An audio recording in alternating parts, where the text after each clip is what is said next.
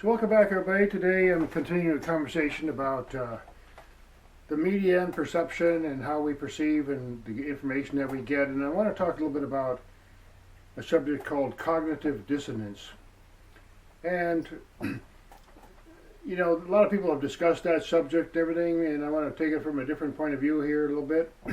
Because the way we perceive our world here, we're born into this world and we have a certain identity that we assemble, and people impose and have ideas about ourselves, and we come to some basic concepts of how the world is, and whether you're Catholic or some religion or something political or something in some nationality, and you know, you grow up and you have this idea of like how things are and the way the world is and the way heaven is and all that stuff. Those are concepts. We have ideas that we've never been to heaven, or we've never been to all these other concepts. We can't prove them. We just get taught things and we just believe them. Now, then sometime in life, you know, somebody comes along or some situation in life comes along and it just doesn't fit with our concepts. Maybe whatever, you know, maybe someone doesn't believe in, you know, extraterrestrials or something, you know, and then one day they have an abduction experience, or they go, whoa, you know, stuff like that happens.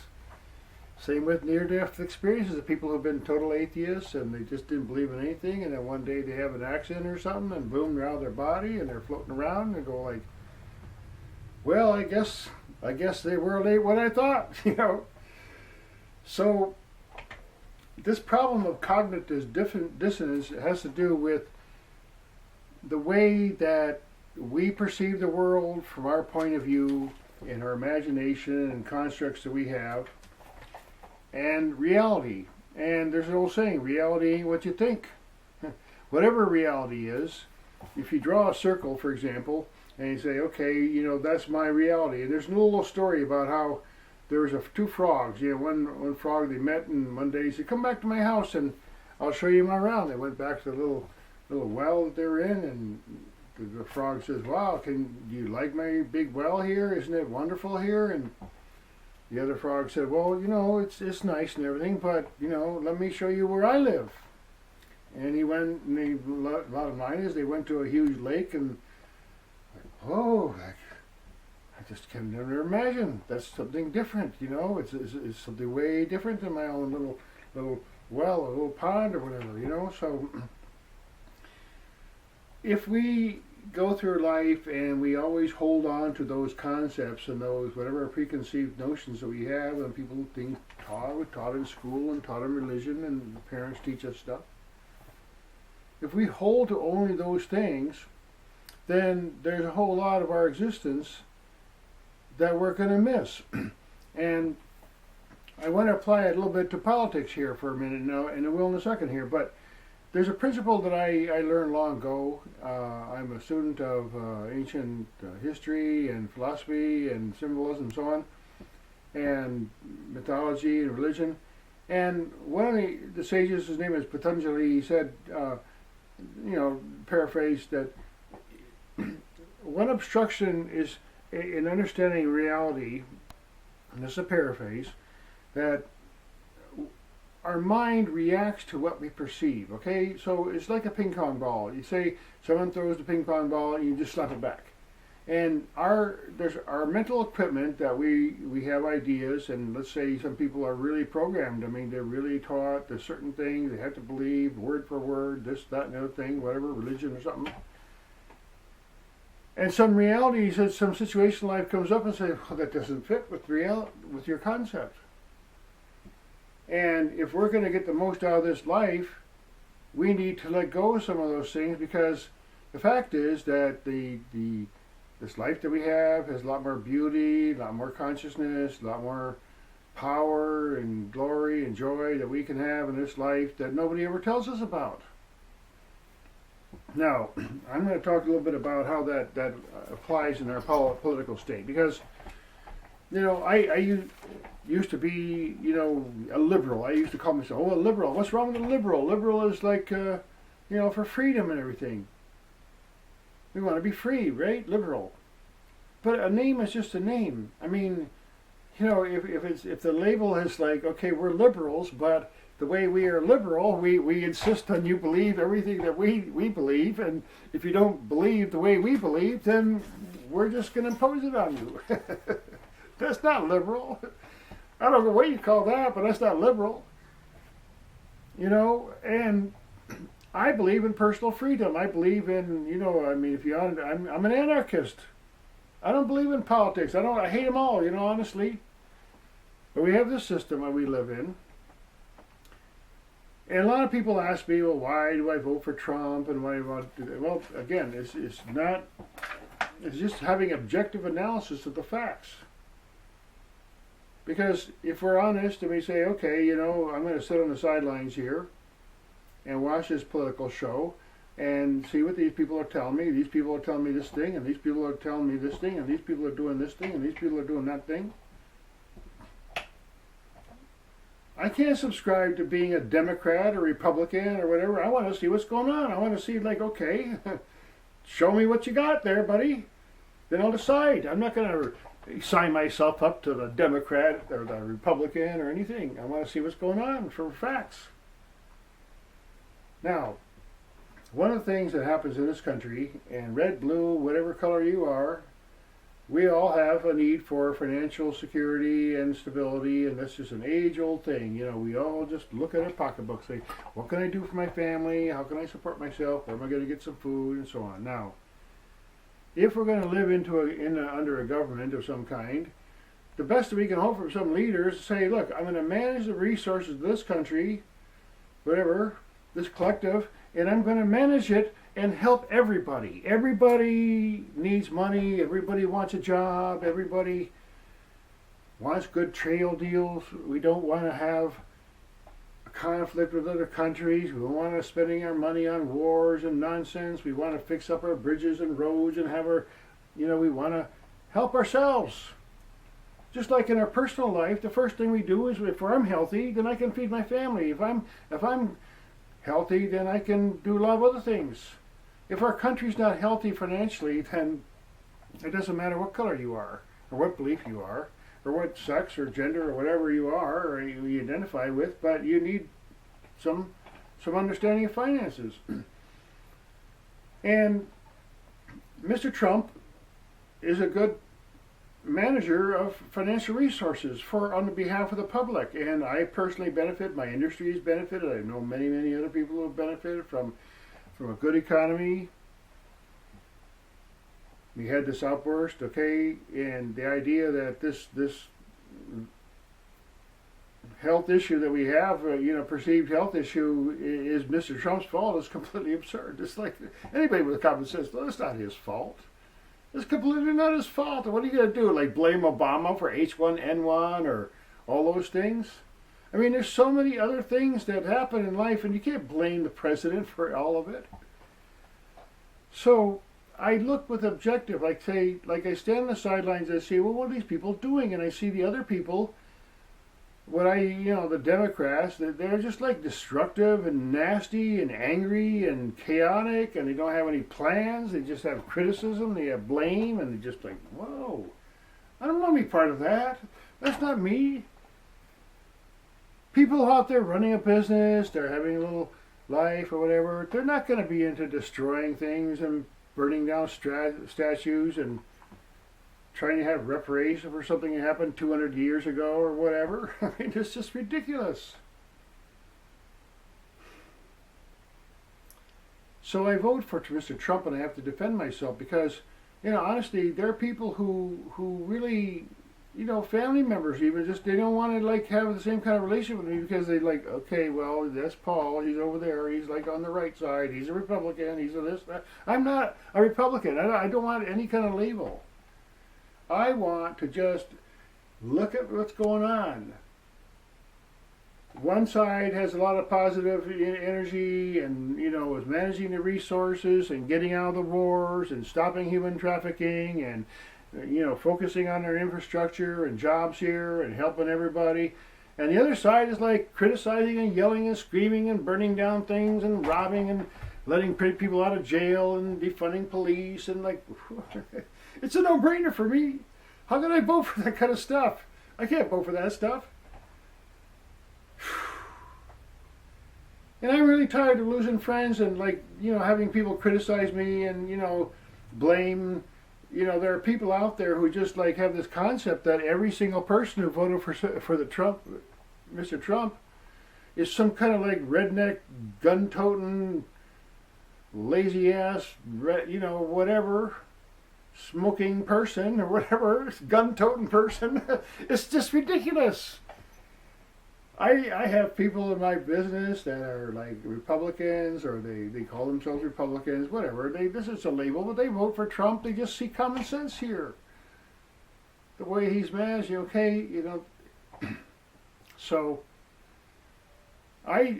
cognitive dissonance is when the reality does not agree with your fantasy. And a lot of people, it's noble to have ideas and everything. We have ideas of how the world should be, and if we only had, there's a very big, strong delusion that people have that if you make another law, like, let's say, for example, let's take the subject of racism. Let's say, okay, there are people who are racist, no doubt about it. Okay, there's people who act and behave in a crazy manner toward other people and bigoted or whatever. Okay, we grant you that, okay? So what do? Pass a law? Outlaw that stuff? Murder's outlawed too. Does that stop murder? I mean, it's been outlawed for thousands of years. So making another law, it doesn't make things happen. It's just a fantasy. That's the reality. Okay, same thing, for example, the subject of oil. People say, well, we'd like to have a clean planet, and we just say, well, the only way to have a clean planet is to get rid of all the cows so they don't fart, and we got to get rid of all the meat production, and we got to get rid of all the oil, and then we're going to have a beautiful world, right? Are you crazy? You think so? Really? Do you know how many machines use oil in this world? Including ones that are probably in your garage? Would you like to just go throw them all away and start like getting ghosts to mow your grass or something? See, what we have with this problem right now with the election is that there's a cognitive dissonance because there's a lot of people that have been sold a bill of goods and say, well, Mr. Trump, he talks bad, he's got bad hair, he's a millionaire or whatever, billionaire and whatever, we don't like him, and therefore, he must be bad, everything he does is bad, and that's it, And then when you present some facts and some evidence, say, look, no, he's against child trafficking and human trafficking, and he's against crime, and he's getting rid of criminals and that are not here legally, and there's a whole lot of really good things. He's helped a lot of jobs, he's helped a lot of black community in colleges, he's helped, the hospital workers, and he's helped the, real estate business, and he's helped the international trade, and he's helped the farmers, and he's helped so many people. And when you tell that people, their fantasy, there's certain kinds of people that have a fantasy that there's nothing that Trump could ever possibly do that is good, okay? And if you present the facts that, yes, he did do something good, it's like they just can't get it. Their mind just like explodes, like they can't like grasp that this man that they don't like is doing a lot of good things. And for example, the African Americans, there's a whole lot of people who are African American now who are going over to Trump's side because they realize that he's the one, he's not burning down the statues, he's not destroying their neighborhoods, he's helping their businesses.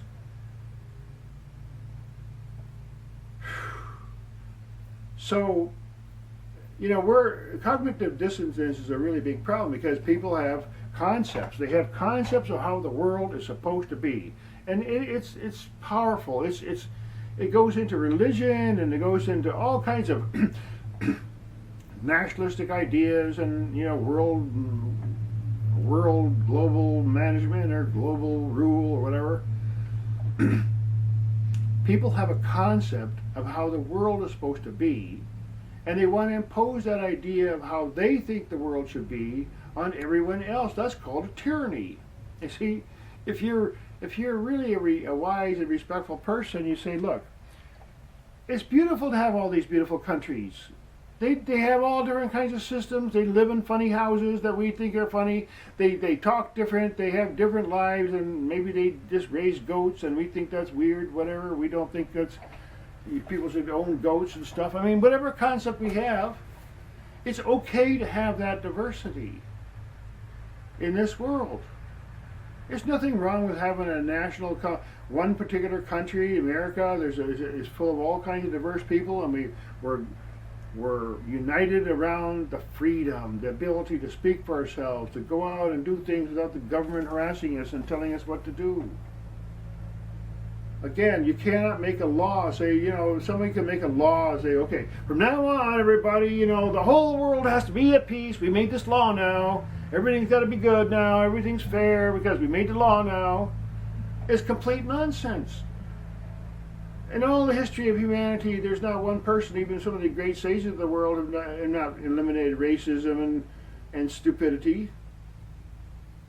It has to happen with us individually as we go about our lives and spread that whatever kindness around that we have. It's not going to come from a law or a government or some imposed thing. That's the people who want to impose things, whatever it is, socialism. Believe me, if there was a socialist system, there would still be bankers and elite people running behind. Okay, well, we all met together and now we decided that you all have to live and can't have more than 500 square feet or whatever, and you can only take a shower, 10 gallons of water a day, and all this stuff because they want to legislate and make a whole bunch of rules to make the world the way they want it in their concepts. Nature does not work that way. Imposing everything. There's a whole lot of freedom in nature. Animals run wild. They can go anywhere. Birds fly, leaves fly, trees go anywhere, seeds go drifting through, the ocean does what it wants to do. Trying to impose on humanity, we're supposed to be like these free wild horses, okay, we're here on this world, we have a chance to live and have an incredible experience. And the last thing we need is some government or a whole big long list of rules that we got to do. Because if you just look at some simple rules that some of the great teachers have brought us, simple rules like be kind and do unto others and love people and really, really simple basic things. We can't even do those few simple rules that make common sense. We're worse than the animals. Most animals are even kinder than a lot of people. Now,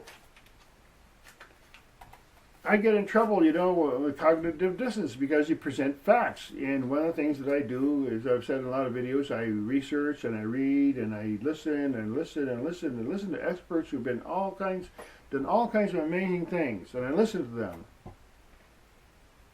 And I come to the conclusion that, look, first of all, like I said, what the reality isn't what you think. Okay, there's a hell of a lot more going on in this existence. And I'm trying to explain to people, look, expand your perception somehow.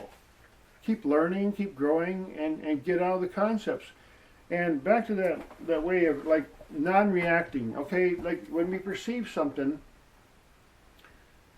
let us perceive whatever life is honestly with no reaction. It's a very, very difficult thing, and maybe it takes lifetimes. Okay, I haven't perfected that by any means. Okay, but I try to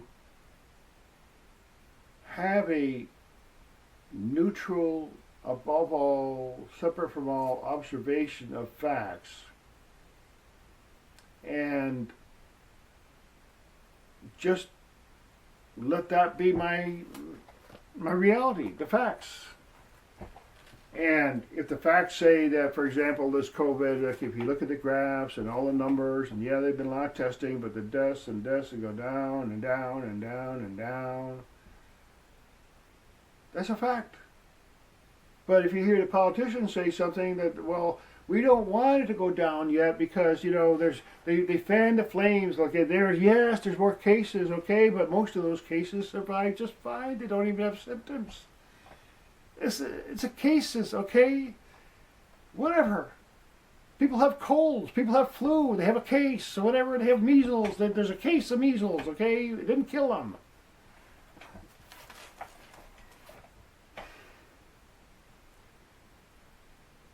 Look, some people are diehard Republican or diehard or whatever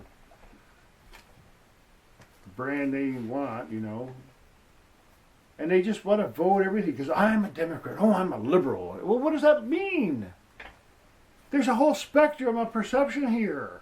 There isn't just like red over here and blue over here and there's nothing in between. That's nonsense.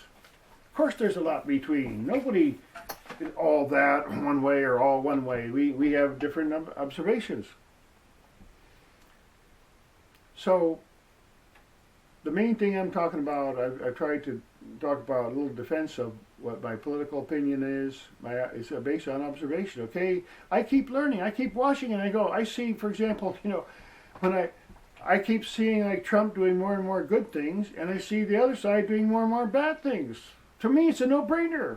Come on, you know, come on. Like these people over here are blaming, complaining, and frightening, and disturbing, and chaotic, and not unified, and just nasty people. And over here, he said, you know, somebody's at least trying. He's got a whole team of really brilliant people at least trying to solve this problem and many other problems, and he's doing a hell of a job. You have to admit. Sorry if it's cognitive, it just blows your mind. There's people out there who just their heads will explode to imagine that even Trump maybe do one good thing, like stopping human trafficking, okay? It's not a good thing. Can you just, somewhere in your heart, in your private moment, if you're a diehard Trump hater, just someday when you're just lying down, say, well, you know, I guess that really is kind of good. You know, maybe he did really do something good. But then you get back onto the anger thing. It's ridiculous. We as the voters and the public cannot behave like children here. We have to unite amongst ourselves and say, look, wait a minute here. There's a hell of a lot more of us than those jerks sitting in the Congress or whatever. There's a hell of a lot more of us. We pay their fucking, excuse my language, we pay their salaries with their taxes. And if you don't get what you want, you go get a return to say, okay, excuse me, Walmart, but you know, this crap that you sold me, excuse me, it's already broken already, so I'm here to return it, you know, get my money back. You got some stupid politicians say, well, the next time you get elected, say, you know, sorry, but you're out of here. You know, I'm getting return to sender. You know.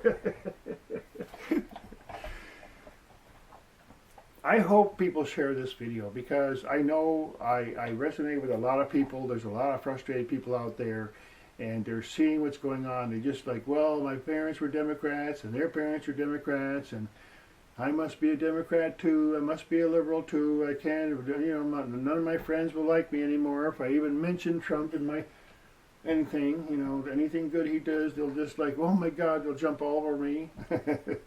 That's the level of childlike stupidity that we get into as human beings. Because we're afraid to break this cognitive dissonance. We're afraid to just step out and look, what we imagine isn't true a lot of times. And a lot of times our imaginations or our fantasies are sort of like given to us and dictated to us by some media company, and they just repeat it over and over and over, the same phrases and the same video, and it's like always just trying to persuade us to believe and think their way. All of us, with any of us, no matter red, blue, whatever, if we just step back and think, okay, why do they need to repeat that stuff over and over and over? Why are they so, like, why is it so angry? Why is it so divisive? Why? Huge amounts of money are spent on the media to persuade us and to convince us of all kinds of things and, you know, shuffle us along. You know, we don't want all the public to kind of go this way, so, you know, the polls say they're going that way, but you gotta we better get the media involved and start getting the narrative out there, and because we want them to go this way, and if they go that way, we're gonna like ridicule them and all that. So, look, you might not like this fact, but you're being manipulated. Your attention is being manipulated. Your sacred thread of your attention that you have to put on this life, and whatever you put it on, your breath or or the beauty in the world and the love in the world and the joy. That media company is pulling your attention into division and to chaos and to confusion. You're like a fish on a hook. You know, just like a fish on a hook, and they're wheeling you in like, okay, well, maybe it goes over this way, so we go, okay, we'll move over this way, and they'll keep winding it in. And we got to be that big, huge fish to say, screw this, sorry, I ain't taking that bait, no way, sorry. And just bite that line off and say goodbye. Go find another fish. I have a lot of passion for this because I think it's extremely important, and nothing is as it seems, and there's a whole lot of dots to connect, and I really appreciate liking and sharing. I just want to have a dialogue here. So I hope that a lot of people get to see this video and share it, because I know I'm expressing the same feelings that many of us have out there, frustration, because we're not getting the human needs satisfied by the political parties, okay? And they promise us every election, they get up there and they say, well, those guys that are there are all the bad guys, and we're the new good guys, so all things that are bad to pass, because you elect us because we're going to take you to the brand new future where everything's nice and PC and whatever. It's nonsense. Don't believe what people say. Look at what they do. Now, I don't like a lot of things that our president said, and actually I went into trouble because early on, 4 years ago, I was like saying, what do you want to vote for Trump for, and so on. And a couple of people just rejected me because of that. And the irony is that a few years later, like, you know what? He's not that bad after all, okay? It's like, if he's going after bad guys, I know Mr. Trump is a really good person. Why? Because all his worst enemies, the most loudest enemies, are some of the nastiest, just disgusting politicians and people. They all hate him, okay? Like George Soros. Okay, if George Soros hates Mr. Trump, I know for damn sure that Trump is a good person. See, it's not the outside that we need to look into, okay? We need to look at the inside. We have to get our mind like a mirror, just to be neutral in our observation and non-reactive, and okay, let's say somebody's voice, we don't like the sound of their voice, but if they're nice, if they do good things, you can have a quiet, nice, soft voice and talks all nice, but doesn't do nice things. Again, thanks for watching, and I encourage everybody to be their own sovereign person and find your own human dignity, and just use your own brain and common sense to address some of these issues and make good decisions, okay? So thank you for watching.